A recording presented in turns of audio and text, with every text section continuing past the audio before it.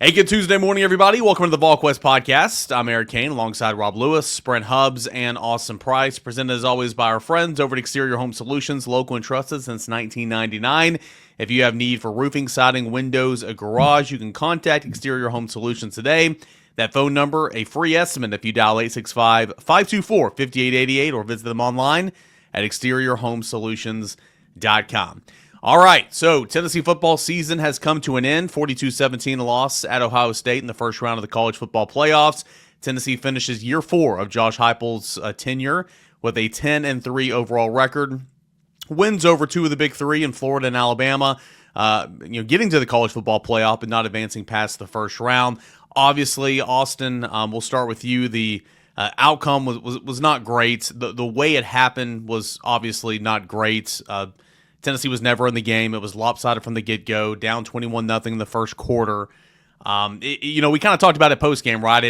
It's bigger picture stuff, good year, but the way this ended, really just a sour taste in your mouth, unfortunately. Yeah, I mean, you're right. If you lose that game 30-27 or 20-14 or heck, even 30-20, I don't think people are feeling the way they're feeling. Because, I mean, Ohio State is maybe the best team in the country, but they put the most money into it this past offseason. And, players like Caleb Downs and, Jeremiah Smith are fantastic. But it's how they lost. It's the fact they were down 21-0 with, just over halfway through the first quarter. And could have easily been down 28-0 had Will Brooks not got a toe down in the end zone. I mean, things were spiraling hard. They kind of battled back a little bit there in the second quarter, but then again in the second half, they had no answer. And it was just pure domination from Ohio State. And I said this after the game: Dylan Sampson, whether he played or not, I don't think it mattered.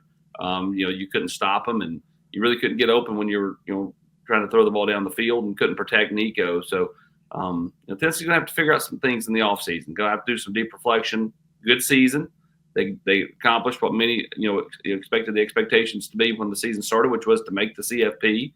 But to take the next step, I do think that they're going to have to evaluate some things and make some kind of changes, whether it's roster or whatever. Yeah, I mean, we'll get to kind of what some of those changes could be as we move on in the offseason. Brent, go ahead. I know you're about to chime in there.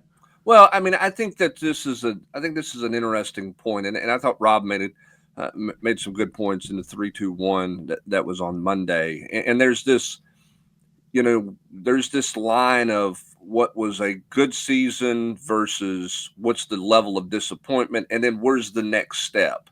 And I think that's what Josh Heupel and his program, Rob, have to look at and have to determine is where is it? Like, it's not as bad, right? It's not as bad as it seems probably right now, but clearly there's some things that have to get addressed and have to look at. And it starts in the line of scrimmage for Tennessee. And why were they not any more effective in the line of scrimmage than they were in this game? And I think for me, the more you look at it and watch the game, I think it starts there, Rob. I don't know where you're at with it, but for me, that's kind of where it starts, and you build out from there. Well, I mean, that was the biggest surprise to me. It was the line of scrimmage. I mean, you saw, I thought, a talent discrepancy in a lot of places, but I was surprised at the line of scrimmage. I mean, I thought Tennessee would have a really hard time running the football, but I thought Ohio State would have their hands full with Tennessee's defensive line, and they did not.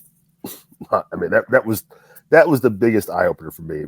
And Tennessee got out athleted in a way that, I mean, they didn't against Georgia or Alabama. I mean, that was eye opening to me. I mean, probably my biggest takeaway coming out of that game is how they lose 2 games.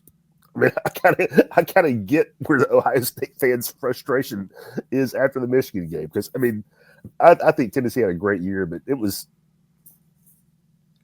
just eye-opening, the difference in the line of scrimmage, especially. And because they were so much better in the line of scrimmage, that allowed them to, use their skill to take advantage of it. And their skill was impressive. Yeah, I mean, when a team plays like that, you're not going to lose a game. I know they lost a close one to Oregon, played really well, didn't play as well on defense, but obviously Oregon's got something to say about that. But, I mean, I think we walked out of that stadium the other night saying if Ohio State plays like that, I mean, they might win the whole thing.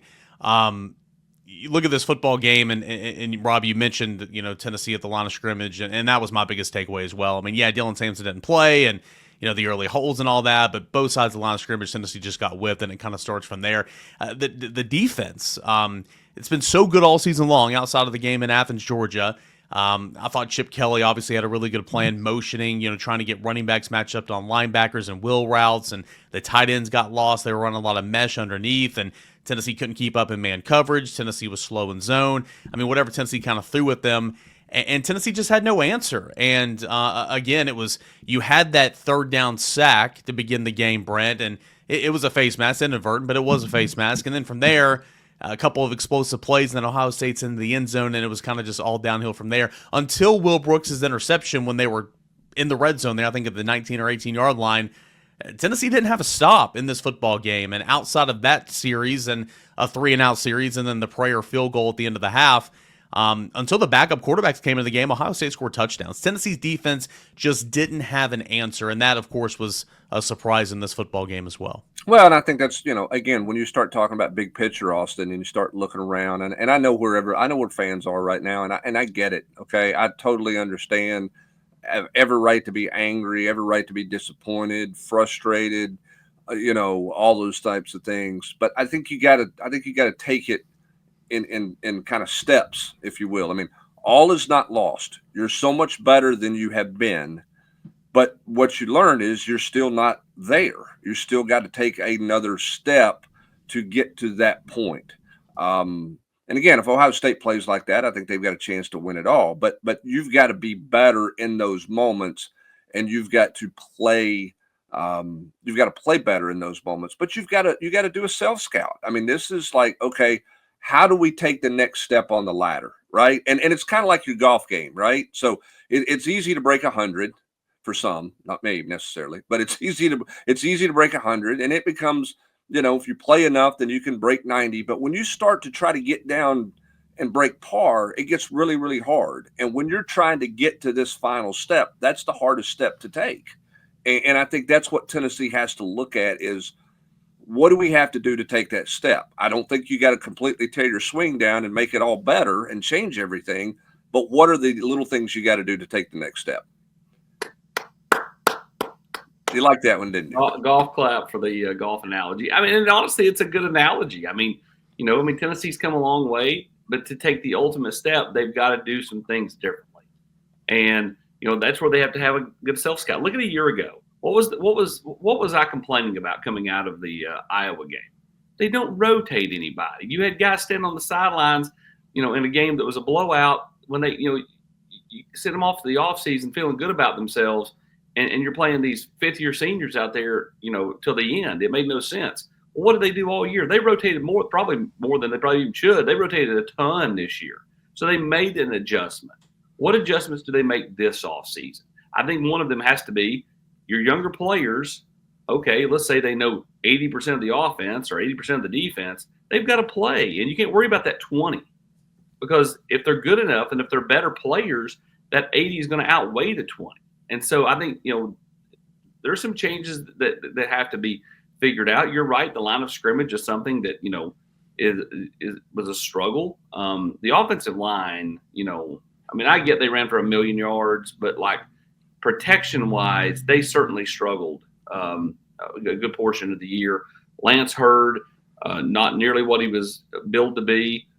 John Campbell, he struggled mightily at times. So I mean, they've got to figure some things out across the board. Wide receivers, why did Mike Matthews not play all year long? I'm not saying he's Jeremiah Smith or Ryan Williams, but I mean, you shouldn't have to be to get on the field with that court. Yeah, correct. I mean, like you're telling me he couldn't get on the field at times, especially with where Tennessee was at receiver this year, and then with the injuries on top of that. I mean, again, like, do they get hung up on, well, he missed an assignment here or missed an assignment there? That's going to happen. Like, you don't think Jeremiah Smith misses assignments? You don't think he runs the wrong route occasionally? You don't think Ryan Williams runs the wrong route occasionally? That stuff happens. I mean, the other night, Ohio State had a total bust, and Will Howard used the bust as a lead blocker and ran for a first down. I mean, like, those things happen in the course of a football game. So, I think they've got to do a deep dive self-scout. Like, I'm with Hubs. It's never as bad as it seems, and it's never as good as it seems. And so right now, it's never as bad as it seems right now. And so they've got to figure some things out, make some adjustments heading into the offseason, and go from there. Well, and I think part of this is not just about personnel for me, Rob. I mean, I think you got to look at how are teams defending you now? Because, hey, explosives were down in 23, and we all said it was Joe Milton's fault. Okay, I did. I was at the top of Joe Milton. It's not good enough, and Joe's the problem, and this, that, and the other. He's not seeing the field. He's not reading this, and so okay, here comes Nico, right? And all of a sudden now we're going back. Now maybe you're not 22, but you're going to be back, and you're going to be dynamic, and you're going. I was wrong on that. I'm with you. And I don't know that it's necessarily Nico's fault or that it was Joe's fault. I think it's the way defenses are playing Tennessee and wideouts. Yeah, and I think defenses are, in addition to the wideout struggles, I think defenses are also saying, you know what? We're okay if you run the football. We're all right with that. Let's see if you're patient enough to run it 16 plays for a 16-play touchdown drive. We're not going to give you a 3-play drive. We're not going to give you the 5-play, 40-second, throw it over our head deal. We're going to keep the ball in front of us, let you kind of go 20-20, and then we'll see if we can get some stops that way and not give up the big splash plays. And, I think that Tennessee has to look at what's the answer to that? What's the counterpunch to that if teams are doing that? I think part of it is improving your skill set, guys. But schematically, what's the answer to some of that stuff? Because I don't know that Tennessee played a bunch of heavy boxes down the stretch of the season. Georgia didn't. I don't say Georgia loaded the box. I don't think Ohio State loaded the box. I think they said you're not going to throw it over our head, and we're content if it takes you 16 plays to drive the length of the field. We're not going to let you get going with the big splash play stuff. And Tennessee, I think Tennessee has to look at that, Rob, and that's something that's a part of this offseason eval and self-scout and study that Josh Heupel and the offensive staff have to do. Yeah, however, I thought you had some really good stuff in that regard in your 10 things on Sunday, and I don't dispute that, but man, I do in my own self-scout, my biggest miss on this whole team was the receivers. Mine too. Agreed, 100%. I do think they have some good. I think Brew McCoy's probably going to play in the NFL. I'd say Dante Thornton will be on a practice squad at least, but they don't have stars at receiver. I thought they had guys that would be difference makers, and they don't. But you're right. When you look at, when's the last time you saw guys just running wide open through the secondary, which happened routinely? Routinely. You'd see, they a motion here, and all of a sudden, boom, Jalen Hyatt. There's nobody around him, and that didn't happen at all this year. Was there any? And I don't know. I'm not inside there, Brent, but your numbers about the lack of explosives, the difference. That's dramatic. That's real, and that's. I think some of that's personnel, but not all of it. That's pretty. When you see it on paper, Hubbard, what was the big one with the explosives? Well, they had in the last 2 years, they've had 32 plays against Power 4 teams. They've had 32 plays of 30 yards or more. In year one, Josh Heupel had 32 plays of 30 yards or more against Power 5 teams. And that's big time. And so again, is it?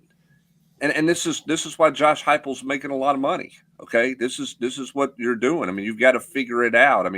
Everybody wants to say, well, they lost Alex Golesh. Okay, well, what's the Golesh factor? That's Josh Heupel's decision to have to look at. Is it schematics? Is it personnel? Is it play calling? Is it setting up play calls? Is it having a heavy on the offensive side of the ball? Yeah. Is it having a heavy that you're playing at a different level or a different standard? Are you setting it up the way you need to? Do you need to motion more? All of those things. What in football is if you have an advantage, Eric, everybody's chasing that advantage. They're finding an answer to that advantage. Okay, what is that answer? Okay, I think we saw more teams have some answers to Tennessee's offensive scheme this year than we saw in the first 2 years under Josh Heupel. So what's Josh Heupel's counterpunch to that? And that's where the elite coaches are really good. And I'll use Nick Saban as the example here because he's the most successful we've seen at the college deal. But he always sub-packaged everybody, right? I mean, it was third down. We're going to bring in 7 more people because we're going to play it strictly based off down and distance. And then they went tempo, and then he found an answer to how to manage tempo. He didn't manage it as well. He gave up some things. He also changed and said, you know what, we got to score more. We're not going to play 13-10 games because offenses have the advantage. So what am I going to do? Offensively, we're going to play different football that I'm comfortable with. Josh Heupel adapted this year because he leaned on his defense. But now what's the next counter moving forward for this program? I think that's the question. And Nick Saban brought in elite assistant coaches. Mm-hmm. Oh, yeah. Yeah, he definitely did.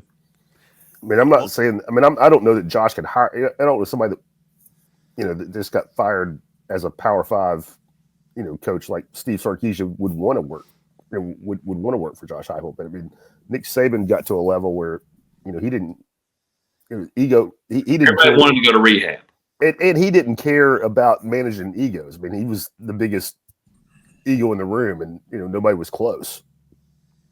Yeah, you know, during that self scout, and in terms of your offense, your defense, excuse me, your defense, your how you go about open dates and all that. We kind of talked about this on the Rocky Top Rewind. I think in-game adjustments is something they got to look at as well. I mean, you all have a game plan. You all have some wrinkles and some things that you want to do from week to week to week. But talking about that counterpunch, when it's getting stopped, you know, what's your audible? What's your plan B? What's your plan C?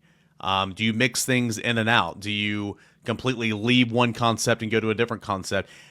Again, I'm not a football coach, and I'm not pretending to be, and there's a lot of people that know more about the schematics and everything than I do, but it just felt like so many times, you know, this year and some parts of last year as well, when things weren't working specifically on defense and offense for that matter, it's like they weren't mixing it up enough. They weren't throwing different counter punches. It felt twice. It felt like that twice this year. Georgia and Ohio State. Mm-hmm. It's only 2 games you gave up 30 points. Yeah, I mean, it's only 2 games where you're really up against it. Yeah, I mean, there's two games where you go, okay, what's the answer? Now, when you watch Ohio State's skill set and where they are, did you have an answer? Now, to your point, blitz more, take some more chances. I mean, why not? Okay, mm-hmm. Which I think is a valid point.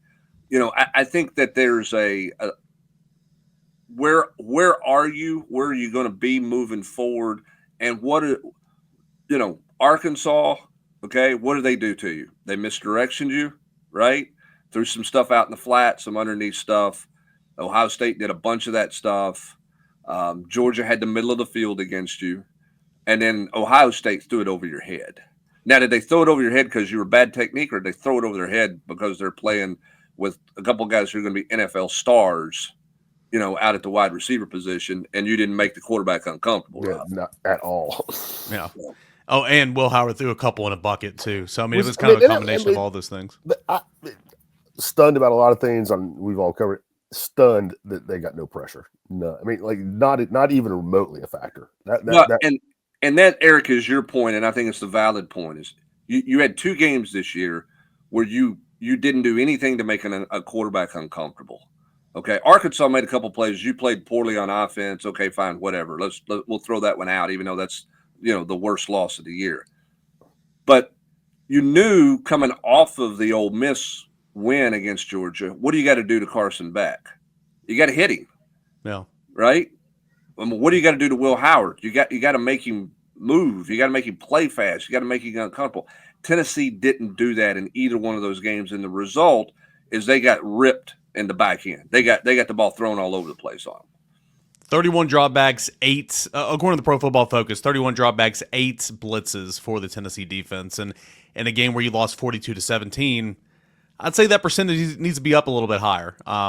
If you're winning the football game, maybe you don't need to blitz or send as much pressure from the second and third layers or whatever. But again, when you're down 21-0 in the first quarter, in my opinion, you need to change some things up. We all talk about, and I know we're going to move on or take a break probably, but everybody talks about this game and, you know, got to do something to get past Ohio State and Georgia. I think there's one minor step before you can get to that point, and that is not having the hiccup against Arkansas.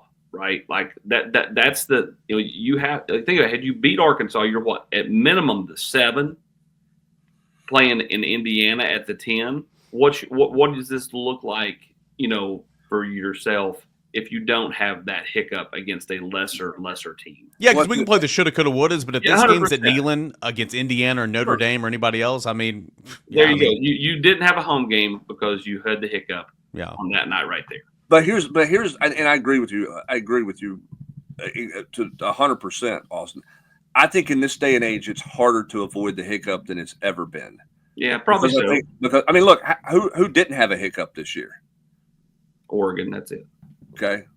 Oregon and how many tough games are they? Yeah, what's their schedule look? Indiana, what was their schedule looking like? Right. I mean, so I think you look at this league, and this league beats up on itself. But you're right, Austin. You got to understand the magnitude of each game and what that means. But I think it's hard to avoid that hiccup. I think the other thing you got to do is, how do you play your best in the biggest games that are away from Neyland Stadium? What do you got to do to become better in those moments that you play a better brand of football on the road in the biggest games? I think that's the other step. I agree with you on the Arkansas step and avoid that. What was that type game? What do you do to play your best away from home against the best competition? And we're going to find that out next year. You go to Florida, you go to Alabama. I mean, what are you going to do to be better next year? What's the fix to being a better road team? Well, let's start with getting past Mississippi State in late September. Yeah.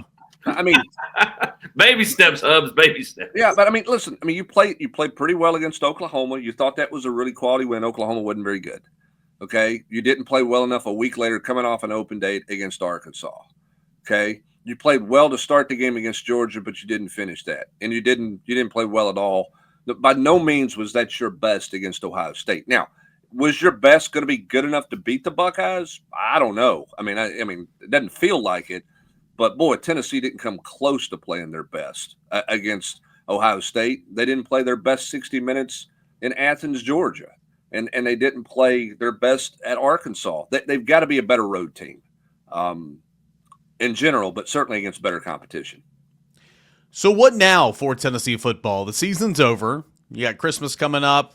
You've got New Year's coming up. The players are going home, not going to report back until around the 20th of January.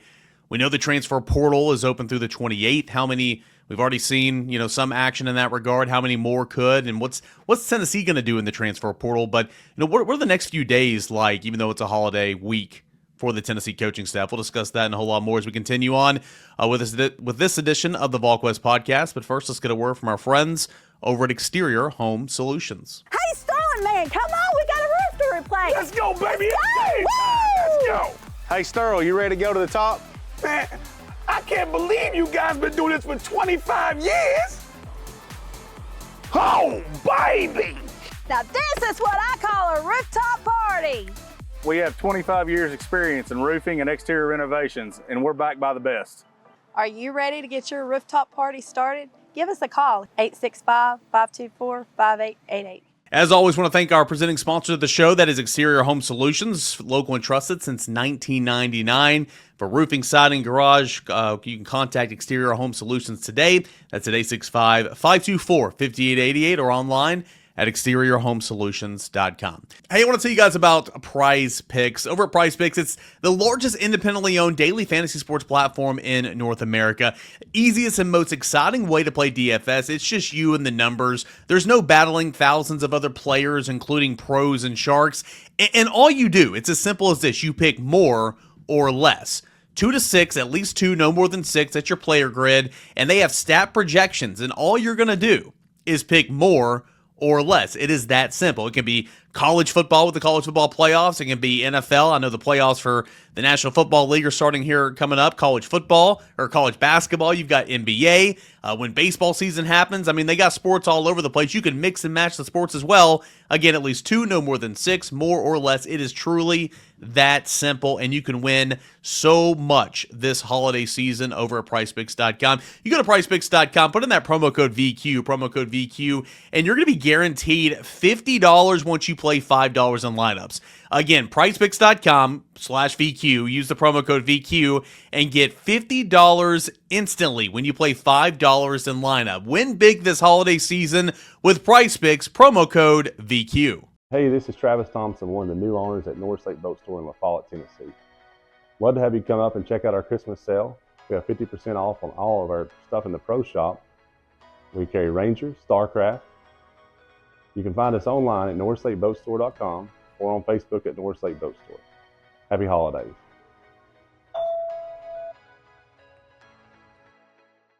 Okay, so the season is over, but it's still very, very busy despite the holiday this week and coming up next week.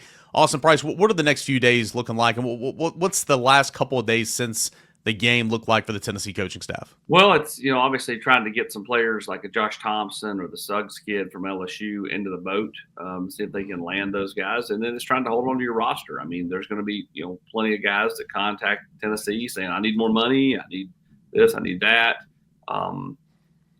And then you're going to have to make the decision. Do you want to do that or do you not? And, there'll probably be some that, going to the portal, don't even give Tennessee a chance. They were going to stick it out through the playoffs because they were committed to this team. But now that the season's over, they're gonna head off to the transfer portal. And so we already saw Christian Harrison do that. And this is anything but a holiday week for those in any football office across the country, especially ones that have had their seasons end.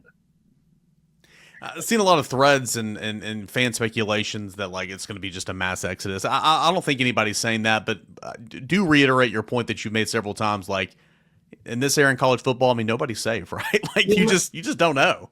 Yeah, nobody's safe from your third string punter up to your quarterback. I mean, you just anything can happen, and sometimes there's a trickle down effect. One kid leaves and it affects two others, and I don't think there'll be a mass exodus either. I think there's going to be certainly people leave. But I think that's expected and, across the board. I think you're always going to lose somewhere between 10 and 20 players every year. And then you're going to have to replace them. Now, what's Tennessee's path to doing that? They've signed a fairly big class. How many guys will they take out of the portal? I think they'll end up taking more than they probably expected to take because I think there's going to be more kids leave that maybe they didn't expect to leave. Interior offensive line, interior defensive line, we know that's obviously the priority right now. Given who else enters the portal, there's already been a flurry of receivers, Brent. What other position groups do you see Tennessee maybe giving some attention to? And then, of course, it could come down to, okay, does this kid have interest? He's a really good player, kind of that best available mentality. Well, I mean, I think you have to do a real evaluation of where you are at the running back position. If Dylan Sampson is gone, I like Peyton Lewis. I'll give Austin credit for that when he was on the Peyton Lewis train early in the summer. And I think Peyton Lewis can be a good player. Where do you feel like you are from a durability standpoint with Deshaun Bishop? And listen, Rob, Deshaun Bishop has shown me he can play in this league, but can he stay on the field? He missed a whole year with an ankle injury, and then this year he missed almost half the season with an ankle injury. So what do you feel like you are from a depth standpoint? Is he durable enough? Or are you worried about his durability and you've got to go get a seasoned guy, a guy with some experience who maybe is not an all-world guy that you're, dropping buckets of cash on to get here, but a guy who you can trust and hand the ball to help you, manage games in a rotation because you're unsure of Deshaun Bishop's durability. And when is Morris going to be ready in the freshman? I think that's an interesting position that they're in at the running back spot right now, Rob. Yeah, I mean, I almost think you have to get one there. I mean, I don't know. Maybe they have tons of faith in the freshman, but if you don't, I mean, just what you're saying with Bishop's durability, that's not a knock on him. I mean, not that it's not a criticism, but it's a fact. I mean, he missed the whole year in basically a month. Basically November. This time around. So in this league, yeah, I mean, I would think that unless you feel great about those freshmen, I would think you want to add one there and wideout. I mean, I think that's a position where you cherry pick the best available every year. I mean, I think Tennessee thought they probably hit last year with Brazel, and that to me, I mean, I'm not trying to hate on the kid, but that's one that I thought he would be an impact guy. Just wasn't. And that leads me to this question, Austin. 2 years ago it was Thornton. Last year it was Brazel. In year one for each of those guys didn't turn out the way that they wanted to, obviously, or that Tennessee wanted to. Does that change the approach at how you look at wide receivers in the transfer portal? That's a great question, and a question I do not have the answer to. Why not? You know, I don't know. You know, I think that what they're going for is size and speed. You know, does that change? Maybe are they going for too big a body? I don't know. I think ultimately, you know, Josh Heupel, because of his previous success with Emmanuel Hall at Nebraska and people like that, I think the notion is just go get somebody that can run. You know, but you still got to catch. I mean, Brazel got open 2 or 3 times the other night, hit it in the hands and nothing. So I mean, like they've got to figure some things out at the wide receiver spot, and that starts with holding on to Mike Matthews and, you know, Braylon Staley and keeping those guys here, because I mean, in theory, that is the future of the position for Tennessee, and then trying to build around it. Well, and you got to figure out too. I mean, can you get a portal guy ready out of the gate, ready to go, ready to be an impact guy? I mean, look. I mean, for year one, Cedric Tillman became a guy that they threw a lot of jump balls to, right? And everybody was trying to figure out how to defend this offense. And he was a year one in the system guy that had a really good year. Velus Jones was a year one in the system guy who had a really good year. Outside of those two, it's the second year for most guys before they kind of get going. I think that's part of your self-scout too, right, Austin? I mean, it took Jalen Hyde a full year to become a bona fide star in this offense. Now, why is that? I don't know. You know, I mean, Dante Thornton was better in year 2 from a production standpoint this year than he was in year 1. Part of that was health, but they had to get him in the right position, right? I mean, opportunities though, Hubs. I mean, I don't know. I don't know. I'm not saying that it's not. I mean, you're right. I mean, is it Mike Matthews wasn't ready, or Mike Matthews just didn't get an opportunity to play? That's part. To me, that's part of your self-scout, right? I mean, I think. I mean, you think Mike Matthews is not as talented as a Squirrel White? I mean, when they had to play a freshman, I mean, Squirrel had what 30-something catches as a freshman because they had a lot to play. of mop-up duty though outside of that Orange Bowl. I will say that. You're talking about Squirrel? I mean, they had to play Squirrel. I mean, they didn't have anybody. They didn't have to play Mike Matthews. My point being, when they had to play a freshman, they played him. I mean, Javonte Payton, first year. I mean, they had to play that guy. He was productive. Yeah, it's a good point. It's a good point. What's the again, kind of a funky week here, but in terms of wanting to get guys on campus, you know, what's the next little bit looking like in terms of any plans for Tennessee? We're a dead period right now until after the first of the year. Okay. Yeah, I mean, this week is all about in-house. I mean, you can make some phone calls, but this week is about, all right, look, I mean, Tennessee was back in the office Sunday morning at 9:00, and they were in meetings about roster management, continued meetings about roster management, and players were, you know, wanting to have meetings and wanting to talk to collectives and wanting to talk to coaches, and those are continuing.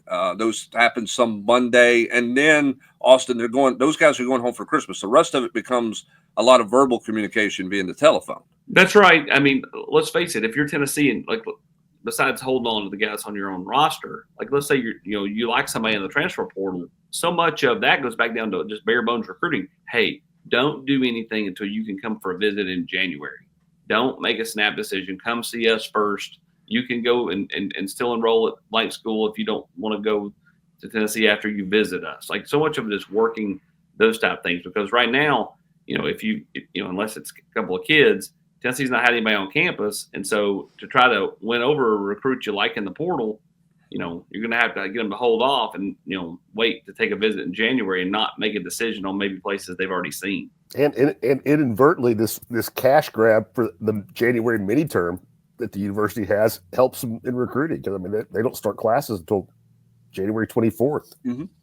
I mean, you had kids on visits for 3 weeks in January. Yeah, if you can hold them off from going somewhere else that's starting school somewhere, absolutely you can. And so, you know, this week's about. I mean, it closes the 28th. I mean, yes, you got to get through the next 4 days. Okay. You don't think anything's going to happen Christmas Day, but you know, the 26th, 27th, 28th, you got to get through those days with where you are in your roster and go from there. Somebody is absolutely going to commit tomorrow on Christmas Day. Commit or go in the portal? I say portal. Somebody goes portaling on Christmas Somebody's Day. going to give Tennessee a lump of coal on Christmas Day and go in the portal. Well, the good news is Tennessee won't be in there. They won't be putting them in. So I mean, like the kids can have their agent drop out to one of these national guys that their plan is to go in, but they won't officially go in for a few more days, in my opinion. No. Well, they got a couple of days to get there. But again, what does it look like, holiday or no holiday? What do you look like the 29th? Okay, how stable are you at that point? I mean, you're gonna know one way or the other. But what does this roster look like on the 29th? Is there another 4 or 5 guys that leave? Is there one guy that leaves? Is there nobody that leaves? That's the story for the next 4 days, and then from there you see where you're at in terms of who you bring in for visits, who you're having conversations with, where are you, with financials and all those types of things about how much money you got to spend and all of that stuff, because it is officially no longer monopoly money. I mean, it's real dollars and it's real cents that you're managing at this point in time. That's where we've gotten to. Well, I think for some it's still monopoly money. 3 assistant coaches on the defensive side of the football. Contracts expire here coming up soon. Brent, those coaches, and any thoughts on the direction Josh Heupel's thinking he's going to go in those regards? We know Tim Banks has a contract. It's just he's been putting it off during the season. Yeah, I mean, Tim Banks has had a contract offer in front of him. I mean, where do things stand, now that becomes real? I don't know that there's a head coaching job in the college ranks out there that would have any interest in him or he would have any interest in that job. What's the trickle down? What are we? We're less than a week from Black Monday in the NFL. How many changes are there? Not that any assistants are getting a head coaching job, but do one of their friends get a head coaching job? And do they look and say, hey, I don't like the calendar in the college game. I want out of this deal. And I've got an opportunity to go to the NFL. That's kind of the next wave with your staff. And then, everybody's asking, is Josh Heupel going to make changes? Well, Josh Heupel's going to make 3 decisions for sure. And that's with 3 coaches, and Willie Martinez, Mike Eckler, and Tim Banks, whose contracts expire on January the 31st. So he has at least 3 decisions to make staff-wise right now. And we'll see what they elect to do with new contracts or no new contracts for those guys. And then what else pops up along the way. But is it a decision for Banks, though, considering he has a contract on his desk? Well, it's his decision. It's not Josh's decision. It's his decision to sign it. Yeah. And go from there. And what does that offer look like and that type of thing. So, I mean, I think the decision has been made there that they want Tim Banks back. I don't think it's, I don't think you walked out of, as disappointing as Saturday night was. I don't think anybody walked out of there going, okay, we're going to tear up that offer sheet and not present that and pull the offer off the table. I don't have that vibe from anybody at all. So, but we'll see what happens with the other 2, and we'll see what other movement there is, if there's any. I mean, we know Josh Heupel's not a movement guy on his staff. That's not been his MO as a head coach. But again, I mean, he's, this is one of those deals where you're going to spend some time self-scouting everything in your program, as you should. That's not because it's Armageddon. It's what you should do every year when you look at your program. And then you look at traditional recruiting, as we got a couple minutes left here on the show. Obviously, right now is all about roster intact, roster management, transfer portal. Those junior days going to be coming up here in the early part of the semester. 2026 recruiting is about to hit its full steam, and there were some guys on campus here the last couple of weeks. Yeah, I mean, Tennessee wants to get a bunch of high-end 26s here, I think, at their junior days, I think the weekend of the national championship game. And since Tennessee's not going to be in the national championship game, it's full go for that. So they'll try to get Tristan Keys, and they'll try to get a bunch of those players in over here, Rodney Dunham, for that 2026 junior day, mid-January. And then after that, it'll probably be March before we see anything like that. With Christmas coming up tomorrow, though, I do want to ask you guys if you could give if Tennessee Athletics could give you one Christmas gift for the 2025 year, I guess a year from now, what would that gift be? An unobstructed view of the basketball court from my media seat. That's fair. Anything else? What AP? Shots fired. It's not anybody's favorites. I mean, I'd love to see Rick Barnes get to a Final Four. I would love to see this program reach a Final Four. I think that would be fun to have a March run. it's so entertaining to watch Tennessee fans fall in love with a team, and get all in, right? I mean, how many people are making their way for an Elite Eight game and doing whatever they can to get into that game? But Hubbard, they're like a 15-year-old girl. They fall out of love in a hurry too. They do, but leading up to it, that love is that. I mean, that puppy love. There's nothing like it. There's nothing. I mean, it swings both ways. Countdown to baseball season. It was all over the place Saturday night. Yeah, well, and there'll be the gnashing of the teeth at some point in the baseball season about how Tony Vitello is the most overpaid coach in college baseball. He's lost his edge. He got his bag. He's done. He doesn't care. When his 14th pitcher drops that Tuesday nighter to Bellarmine. He loses that first Friday night opener in conference play. Yeah, so that's going to happen. So for me, selfishly, I hope to be back around doing some radio work on game days in the 25 season. So we'll see what that looks like as well. Selfishly for me, I mean, I just covered a national championship, and I was in Omaha for 2 weeks. So I mean, what more could you ask, right? And I covered a college football playoff game. I wanted to go to the Rose Bowl. Don't get me wrong, but it's been pretty good to me. So I mean, I was asked this question on another show, and I just said, I mean, I would love to see Tennessee basketball go to Final Four. I think that'd be pretty cool, but it's already been it's been a pretty good year at Tennessee athletics for sure. Well, you didn't ask what we were celebrating 24. You asked what the wish list was in 25. Well, I'm saying okay, to do that again, repeat it, I guess. Good job. I'm going to point out that Eric switched us on. I'm saying I've already been hashtag blessed. Look, I mean, 24 was awesome. Okay, yeah. As disappointing as Saturday night was, the whole year of 24 is one that everybody is going to remember. Hey, you got a national championship in baseball. You got an Elite Eight run in basketball. And Rob, you had a player who was a generational type player for one season at Tennessee. I mean, Christian Moore was awesome. I mean, and you played in the college football playoff. I mean, right. The first ever 12-team playoff. And you beat Alabama and you beat Florida, both at home. I mean, like there are a lot of good things that happen. And, on Christmas, everyone should take. I mean, I'm writing a review piece, but I mean, and I've left out a bunch of stuff in that review piece. But the where were you when it happened moments in 24? There's a lot of those. There's more of those than we've seen in any given year in a long, long time in Tennessee athletics, and so appreciate it. Now you got a lot of questions moving forward as all this stuff changes. Can you be an everything school and all that's a topic for a different day. In 24, they were the everything school that gave you a ton of highlights to keep in your memory bank for a long, long time. And for me, I'll just simply say win at Alabama or at Florida next year. You've got to do something different than you've been doing. If you can find a way to win either one of those games, you can be back in the conversation for the CFP in 2025. Win at Florida. Just win at Florida. Had been done. Don't get me started on that one. 3 Right, Rob Lewis?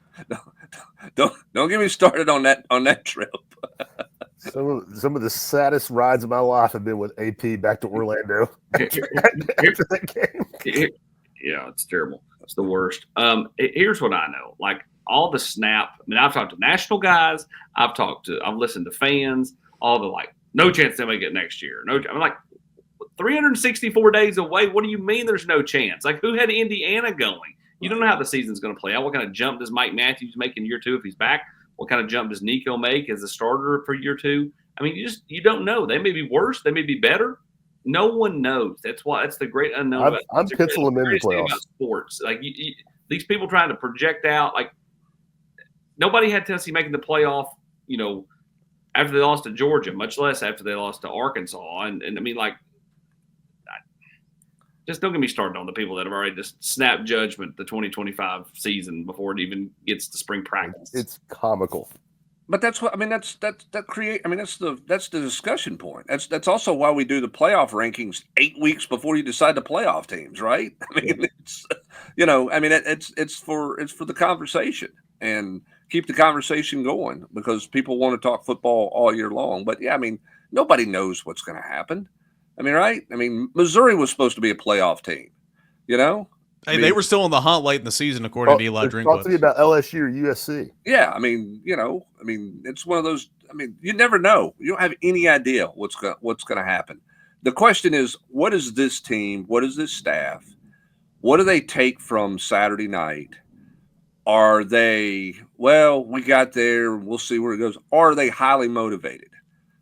Do they come away with like, all right, we know we got to be at a different level. I've heard Fred White tell this story, and I'm not comparing 98 to anything forthcoming. But they lost 42-17, Hubs. They lost 42-17. I understand. But Fred White will tell you that they came out there and said, you know what? We're not where we're supposed to be. There's another level we have to get to. And they committed to getting to that level. Does this team have that kind of leadership? Where are they in terms of their mentality this offseason? Where's the head coach in terms of making adjustments and tweaks and all those types of things? That's why you have no idea what August of 25 is going to bring. No clue. Maybe the same group. I can tell you this. If they stand pat on the coaching staff and stand pat on the roster, and that means not adding very little. I don't mean there's going to be one or two they add. I mean very little movement in the portal. It's going to make for a long off season because some of these fans, donors, and everybody else, they just want to see some type of proactive, okay, we got to make some changes. Here's how we do it. Standing pat it's a bold play, Cotton. It's a bold play. Tennessee football season comes to an end in the first round of the college football playoff. Portal season has already been underway, but it's going to start ramping up now. Basketball season, number 1 Tennessee Volunteers. All that and more, recruiting, General's Quarters, and at Volquest.com. We got you covered every single step of the way. Appreciate you guys for joining us here. Merry Christmas to you and your family. We'll have no mailbag podcast later in the week due to the holidays, so we'll be back next week and get your questions answered on the mailbag edition next week. But do appreciate you guys for joining us. Merry Christmas, and big thanks to Exterior Home Solutions for being the presenting sponsor of the show. Local and trusted since 1999. That phone number again is 865-524-5888, online at exteriorhomesolutions.com. For Rob Lewis, Brent Hubbs, Austin Price, I'm Eric Kane. Thanks for joining us here on the Volquest podcast.